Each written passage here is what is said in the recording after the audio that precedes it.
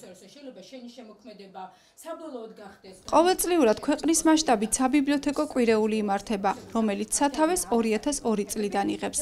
ტრადიციულად ქცეულ ღონისძიებებს ბოლნისის მუნიციპალიტეტით შეუერთდა და კვირეულის ფარგლებში 11-დან 7 ბიბლიოთეკაში ლიტერატურული საღამოები, საჯარო ლექციები და სხვადასხვა სახის საგანმანათლებლო შემეცნებითი შეხვედრები გაიმართა. 21 მაისს საბიბლიოთეკო კვირეულის დასკვნით ნაწილს სოფელ რატევანის ბიბლიოთეკამ უმასპინძლა, სადაც წარმოდგენილი იყო ადგილობრივი მკვიდრის ლამზირა მიქელაძის შემოქმედებითი საღამო. საბიბლიოთეკო კვირეული ყოველწლიურად იმართება. მისი მიზანია კითხვის კულტურის გაზრდა და საზოგადოებისთვის ბიბლიოთეკის მრავალფეროვანი როლის გაცნობა. რატევნის ბიბლიოთეკა აკეთებს დასკვნით ღონისძიებას. უღრმეს მადლობას გადავცემთ ეროვნულ ბიბლიოთეკას, მოვახსენებთ ჩვენს მერიას ხელშეწყობისთვის, ჩვენი გვერდში დგომისთვის. გვაქვს 11 ბიბლიოთეკა და მათ შორის 7 ბიბლიოთეკაში აღინიშნა კვირეული.